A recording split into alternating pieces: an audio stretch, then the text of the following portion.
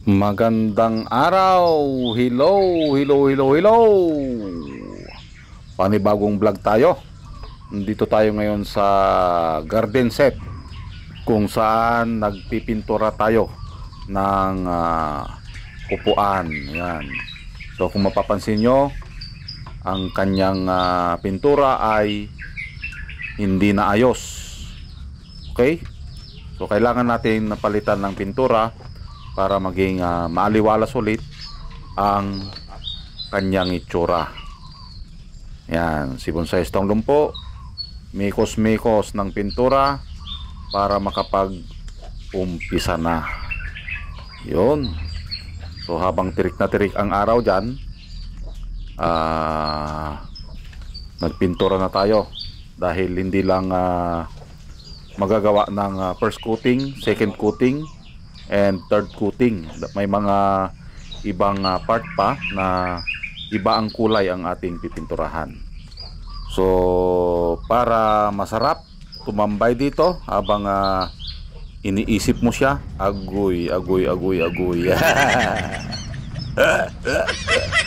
Dapat komportable ka na tumatambay dito.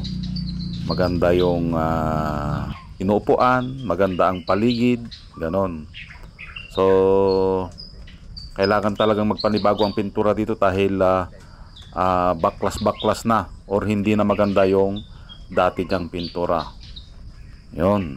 So nakikita nyo mamaya yung diferensya or yung pagkakaiba ng itsura ngayon at after nating mapinturahan. Ito ay gawa sa simento. Okay? At nilagyan din natin ng center table. Ayun, para masarap makipagkwentuhan kapag hapon, kapag umaga, ganon. Diba? Dito tayo magmaritisan. Ayan. So maganda yung may ganito na pahingaan para ma-relax naman. So yung nakikita nyo dito, yun yung aming gate doon sa unahan. Nandito sa side ng bahay ng aking kapatid. Yan. Ito yung una mong makikita kapag pumasok ka sa bahay ni Bonsai Stong Lumpo. Yan, ito yung garden set. Yan, mamaya maglalagay tayo ng mga bonsai dyan para mas ma-relax tayo na makipagkwentuhan or magpahinga. Yan. So nag-iiba na yung kulay. Nakita nyo naman kanina kulay yellow. Ngayon iba na ang kanyang kulay. Naging makulay na. Parang ikaw nung nakita mo siya. Agoy, agoy, agoy, agoy. Naging makulay nga ba? So malapit na tayong matapos dito. Ang kulang na lang dito ay yung sahig. Okay? Yan. So meron ng pagkakaiba.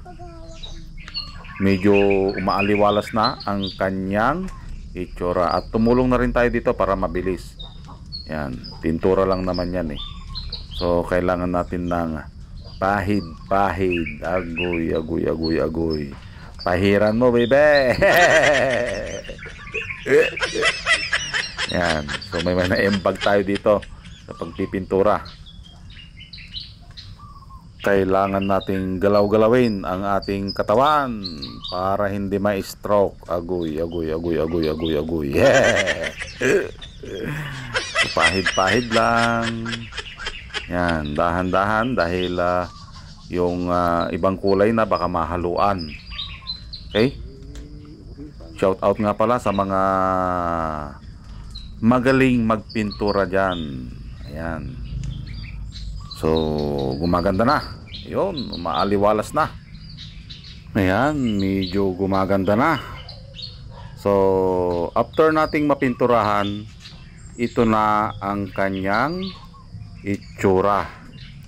Mas lalong gumanda, mas lalong nakakainggan nyo na tumambay sa garden set na ito dahil mayroon kang nakikitang mga bonsai, nakaka-relax at mga huni ng ibon. Yun. So malaki na ang pagkakaiba mula kanina na hindi pa napinturahan at yung pagkatapos nating mapinturahan. Ayun, full blooming ang bougainvillea. Shout out sa mga mahilig sa bougainvillea dyan. So palagi kong sinasabi kung ano yung dapat gawin para mamulaklak ang ating bougainvillea na bonsai. Yan. So lahat ng mga nandito ay karamihan ay flowering. So yun guys, natapos na nating ayusan or pinturahan ang ating garden set. At ito na ang kanyang itsura ngayon. Okay? Yan. So, meron na siyang halaman. And then, bagong pintura. Okay? May mga bonsai na din na naka-display. Okay? So, maraming salamat. At nasamahan nyo na naman si Bonsaistang Lumpo. Hanggang sa muli. Bye-bye.